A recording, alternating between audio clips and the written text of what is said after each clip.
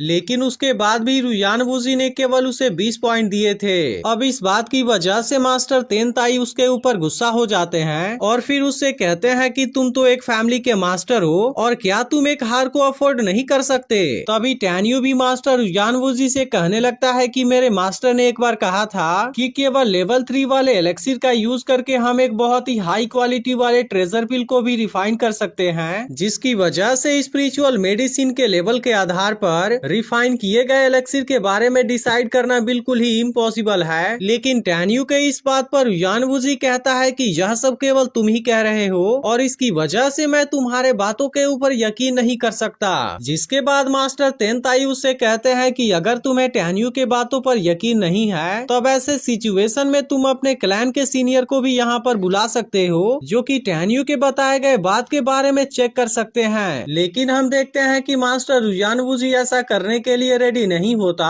और फिर वो मास्टर तेनताई से कहता है कि मैं इतनी छोटी सी बात के लिए अपने किसी भी सीनियर को डिस्टर्ब नहीं करना चाहता। अब इसके इस बात की वजह से टैन्यू और मास्टर तेनताई को उसके ऊपर बहुत ज्यादा गुस्सा आता है, लेकिन आखिरकार वे लोग भी इसके बारे में कुछ नहीं कर सकते थे। जिसके बाद मास्टर रुयानवुजी इस कंपटीशन के फाइनल रिजल्ट को अनाउंस करने जाता है, लेकिन तभी इसी वक्त वहाँ पर उसके कोई सीनियर आ जाते हैं। अब उनके इस आवाज को सुनते ही एटर्नल इमोर्टल सेक्ट के सभी लोग उनके सामने झुक जाते हैं। जिसके बाद वह सीनियर कहते हैं कि टैन्यू के मास्टर ने बिल्कुल सही कहा है, क्योंकि तीसरे लेवल वाले एलेक्सिर का यूज करके भी हम एक्सीलेंट क्वालिटी वाले ट्रेजर पिल को रिफाइन कर सकते हैं। इसलिए टैन्यू ने भी सच में एक हाई क्वालिटी वाले पिल को रिफाइन किया है। और इसके अलावा यह बात भी पूरी तरह से सही है कि मिडिल एज के समय से ही बेस्ट फेस प्रिजर्विंग याया जुआनडेन गायब हो गया था। जिसके बाद वह सीनियर मास्टर रुयानवुजी से एक बार फिर से कहते हैं कि चाहे तुम कुछ भी करो लेकिन तुम केवल अपने बिहाफ के आधार पर कुछ भी नहीं कर सकते।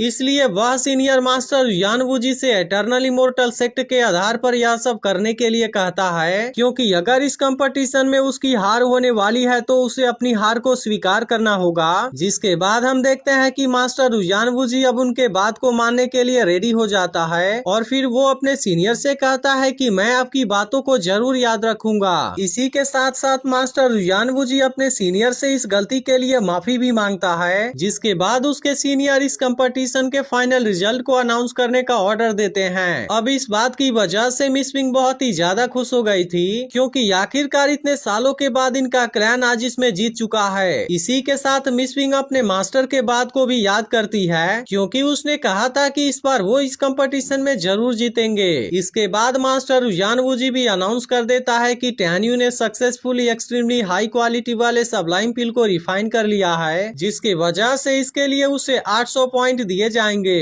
अब इसके वजह से हुआंगफू सेक्ट के पास में 7580 पॉइंट हो गए थे और इस तरह से वे लोग इस बार वाले डैन आर्ट कंपटीशन के विनर बन गए थे। इसी के साथ डिवाइन सोल इमोर्टल पैलेस इस बार दूसरे नंबर पर आया था, जबकि एटर्नल इमोर्टल सेक्ट इस बार तीसरे नंबर पर आ गया है। अब इस बात की वजह से हुआंगफू सेक्ट के सभी स्टूडेंट बहुत ही ज्यादा खुश हो गए थे और फिर मास्टर तेनताई टैन्यू से कहता है कि आज हम तुम्हारे वजह से इस कंपटीशन को जीत पाए हैं, जिसके वजह से इसके लिए मैं तुम्हें जरूर ही रिवार्ड दूंगा। जिसके बाद टैन्यू मास्टर तेनताई को इसके लिए थैंक यू कहता है और इसके बाद वो कहता है कि इसमें डैन पल्स चैंपियनशिप को जीत गया है, जो कि असल में यह सब हमारे चीफ के लीडरशिप की वजह से हुआ है। लेकिन फिर भी इसका क्रेडिट केवल डैन पल्स को नहीं देना चाहिए और इसलिए टैन्यू कहता है कि इस जीत के लिए हमें सभी को बराबर बराबर क्रेडिट देना चाहिए। अब टैन्यू के इस बात को सुनकर मास्टर तेनताई भी बहुत खुश हो गए थे और फिर वो मिस विंग से कहते हैं कि डैन पल्स के जितने भी स्टूडेंट ने इस ग्रैंड कंपटीशन में पार्टिसिपेट किया था, मैं इसके लिए उन सभी को इनाम जरूर दूंगा।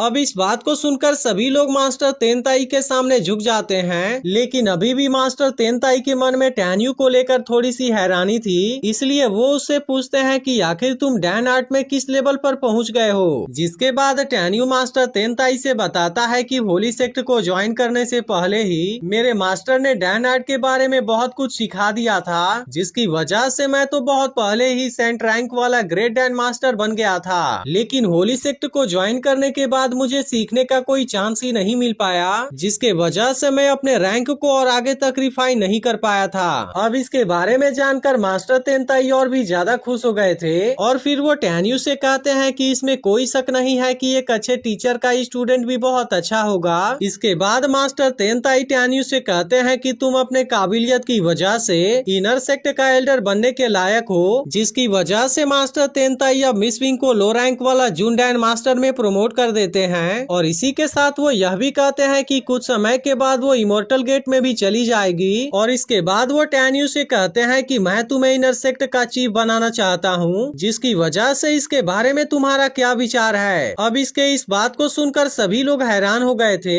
लेकिन टैन्यू इसके लिए सबसे पहले मास्टर तेनताई को थैंक यू कहता है और फिर कहता है कि मैं अभी उतना ज्यादा टैलेंटेड और एजुकेटेड नहीं हूँ, जिसके वजह से मैं इतने बड़े रिस्पॉन्सिबिलिटी को नहीं ले सकता। इसलिए मैं फ्यूचर में किसी बड़ी चीज को अचीव करने के लिए मैं अभी केवल कल्टीवेशन पर ध्यान देना चाहता हूँ। इसी के साथ टैन्यू यह भी कहता है कि मैं इसी तरह से आगे भी अपने क्लैन को सर्व करता रहूंगा। तब इस पर मास्टर तेनताई टैन्यू से कहते हैं कि तुम्हारा फ्यूचर बहुत ही बड़ा होगा और इसलिए मुझे तुमसे बहुत ही बड़ी उम्मीद है। इसके बाद मास्टर तेनताई कहते हैं कि अब ग्रेट वेपनरी कंपटीशन होने वाला है, जिसकी वजह से वो मिस मीरोंग को इसके बारे में पूरी तैयारी करने के लिए कहते हैं कि इस वक्त एटर्नल इमोर्टल सेक्ट के ज्यादातर लोग एटर्नल क्रिएशन फील्ड के अंदर हैं, जिसकी वजह से वह इस मौके का फायदा उठाकर एटर्नल इमोर्टल सेक्ट के माउंटेन गेट में बहुत ही आसानी से एंटर कर सकता है। इसके बाद टैन्यू मास्टर तेनताई से बताता है कि मैं जब कुछ दिन पहले खुद को हील करने की कोशिश कर रहा था, तब मैं अपने मास्टर के दिए गए रिकवरी पिल को अपने साथ में लाना भूल गया, जिसके वजह से टैन्यू मास्टर तेनताई से उस पोषण को लाने के लिए वापस जाने की परमिशन मांगता है और प्रॉमिस करता है कि मैं बहुत ही जल्द वापस भी आ जाऊंगा। लेकिन मास्टर तेनताई को लग रहा था कि टैन्यू के अकेले होने पर कोई अटैक कर सकता है, इसलिए वो मिस विंग से टैन्यू के साथ में जाने के लिए कहता है। लेकिन तभी उसकी यह बात सुनकर मास्टर यानवुजी मास्टर तेनताई से कहता है कि तुम इसके बारे में निश्चिंत रहो, क्योंकि भले ही मैं टैन्यू को मारना चाहता हूँ, लेकिन मैं उसे बिल्कुल खुले में और ऑनेस्टली तरीके से मारूंगा, जिसके वजह से मैं किसी दूसरे को छुपकर उसके ऊपर अटैक करने का चांस नहीं दे सकता।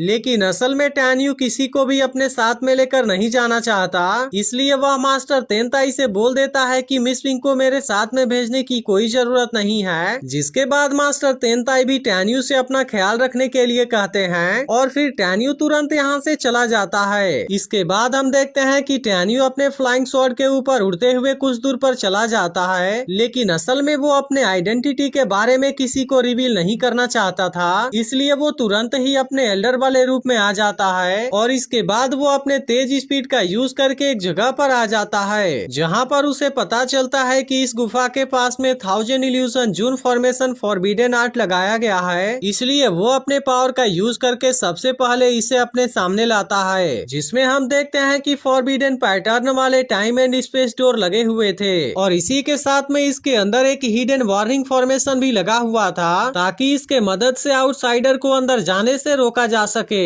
इसके बाद टैन्यू कहता है कि अगर दूसरा कोई होता तो इसके अलर्ट को ट्रिगर कर दिया होता, लेकिन आखिरकार टैन्यू इसके अलर्ट फॉर्मेशन को एक्टिवेट करने से बच जाता है। इसके बाद हम देखते हैं कि टैन्यू अपने किसी पावर का यूज करके इसके गेट को ओपन कर देता है और इसके वजह से किसी को भी इसके बारे में कुछ भी पता नहीं चल पाता। अब इस तरह से टैन्यू बहुत ही आसानी से इसके अंदर चला जाता है, जहाँ पर हम देखते हैं कि गेट के पास में 2 गार्ड मौजूद होते हैं, लेकिन वे लोग टैन्यू को रोकने के बारे में कुछ भी कर पाते इसके पहले ही टैन्यू अपने पावर का यूज करके उनको हिप्नोटाइज कर देता है, जिसके वजह से अब ये दोनों पूरी तरह से उसके कंट्रोल में आ गए थे। और इसके बाद टैन्यू इनको ऑर्डर देता है कि तुम 10 दिनों के लिए यहाँ से चले जाओ और वापस आने पर भूल जाना कि इसके दौरान यहाँ पर क्या हुआ था। अब इसके इतना बोलते ही तुरंत दोनों यहाँ से चले जाते हैं। इसके बाद हम देखते हैं कि टैन्यू भी तुरंत किसी स्टोन के पास में आ जाता है, जहाँ पर उसके हाथ रखने के वजह से कुछ एक्टिवेट हो रहा था और फिर वो कहता है कि फायर एट्रीब्यूट तुम्हें लेने के लिए तुम्हारा मास्टर आ रहा है।